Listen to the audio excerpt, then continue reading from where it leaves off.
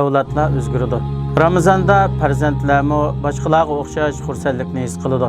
Ularning atrofidagi ibodat, o'yin, mehr-shafqat, yemak-ichmak qatorliq narsalarning hammasi o'zgaradi. Bismillahirrahmanirrahim. Alhamdulillahi Rabbil alamin. Wassalatu wassalamu ala rasulina Muhammadin wa ala alihi wa sahbihi ajma'in. Amma ba'd. Assalamu alaykum wa rahmatullahi wa barakatuhu. Hurmatli ustozlar va qarindoshlar, Ramazon o'zgarish iyidir nomli programmamizning 11-chi halqasi avlodlar o'zgaradi. Ramazonda farzandlarmi boshqalarga o'xshash xursandlikni his qiladi. Ularning atrofidagi ibodat, o'yin, mehr-shafqat, yemak-ichmak qatorliq narsalarning hammasi o'zgaradi.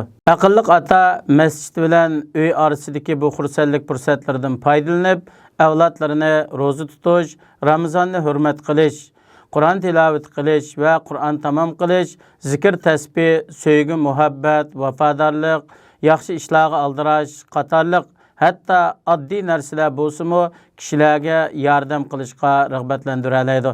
Bu to'g'rida payg'ambarimiz sollallohu alayhi va sallam shunday tavsiya qilgan. Xurmaning parchasi bo'lsa-mu xayr ihson qiling. Yana bir hadisda qarindishingizga ochiq chiroy tabassum qilishingizning o'zimi sadaqa. Yana bir hadisda payg'ambarimiz sollallohu alayhi va sallam chiroyli so'z, ya'ni go'zal so'z sadaqa deb bayon qilgan. Otaning farzandlarini tarbiyalashga kuchi yetadi. Buning uchun ota tuvendagi qadamlarni bosishga kerak bo'ladi. Birinchisi, farzandlarni kichigidan ro'za tutish, Qur'on o'qishga rag'batlantirishi, ularni rag'batlantirish uchun bolalar yaxshi ko'radigan turli shakldagi hadiya, sovg'atlarni taqdim qilish kerak.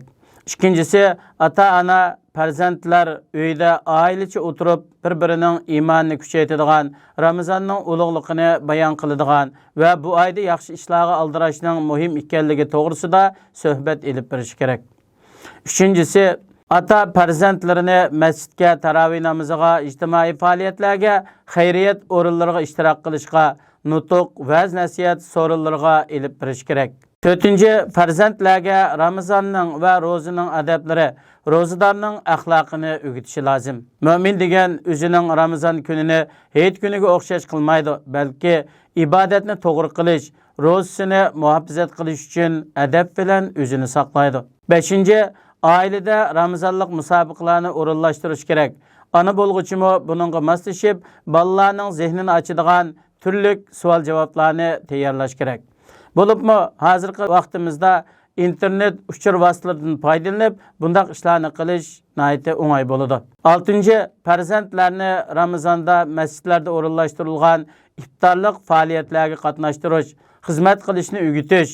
Bo'libmi, ehtiyojli bo'lganda bularni jamoat bilan tarovih namozi va boshqa namozlarni o'qishga ko'ndirish kerak.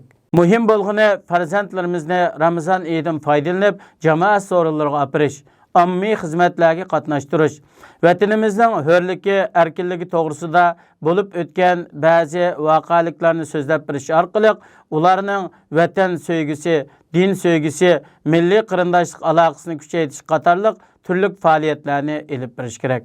Alloh taolo hammalarning farzandlarimizni vatanni so'yadigan, dinini so'yadigan, millatini so'yadigan va kelgusida vatanni ozod qilish uchun hayotini taqdim qila oladigan yaramli avlodlardan bo'lishga muyassar qilishni so'raymiz.